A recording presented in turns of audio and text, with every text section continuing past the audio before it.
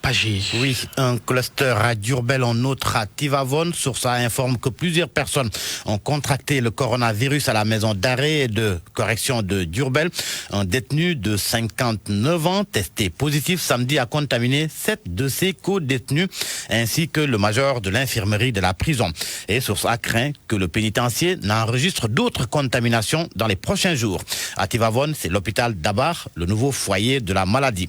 Selon l'AS, 6 sages-femmes et un brancardier qui ont été testés positifs. Des sources du journal soulignent qu'ils ont été contaminés par un médecin externe, une situation qui a entraîné la fermeture provisoire de la maternité et de la pédiatrie. Hier, le bilan est passé à 112 morts sur l'ensemble du territoire national. Le chiffre trône à la première page de Libération et dire que l'état d'urgence est levé. En tous les cas, l'Observateur n'est pas optimiste, qui parle de prémices d'un drame social. Selon mon confrère, dès ce 3 juillet, les Sénégalais vont entrer de plein pied dans les conséquences de l'état d'urgence. Chômage, baisse de revenus, charges insurmontables, entre autres, seront une réalité qui peut transformer le pays en bombe sociale. L'Obs rend aussi compte de l'examen hier à l'Assemblée nationale du document de programme budgétaire et économique pluriannuel.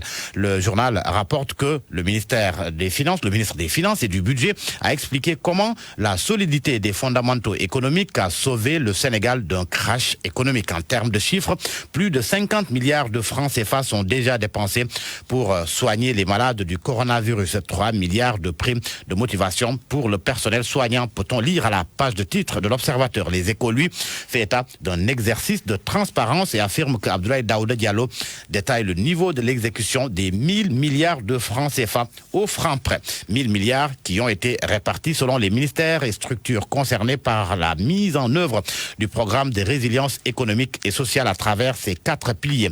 Les Échos soulignent que les ministères de la Santé, du pétrole et des énergies ainsi que celui du développement communautaire se taillent la part du lion. Enquête évoque aussi le même sujet mais s'arrête sur l'optimisme du gouvernement pour la relance de l'économie dès 2021. Selon mon confrère, l'État table sur une croissance moyenne de 6,4%. Les années à venir pour s'établir à 7,8% en 2023. La pression fiscale va passer de 16,5% en 2020, respectivement 18%, 19% et 20% en 2021, 2022 et 2023. Enquête renseigne que l'État prévoit 11 150,6 milliards de ressources budgétaires et 13 119,7 milliards de charges.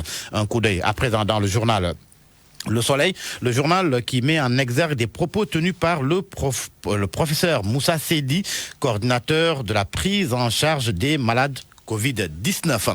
C'est à propos du relèvement du plateau technique des hôpitaux. Selon le quotidien gouvernemental, le professeur Moussa Seydi salue la volonté de Macky Sall.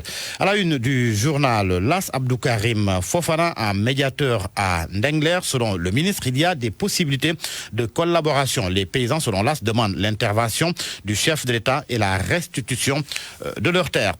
Et l'on termine par le journal Le Quotidien. Il est question des fonds communs de la justice, greffiers et magistrats, les sous de la guerre. C'est le titre qui barre la une du quotidien Le Quotidien.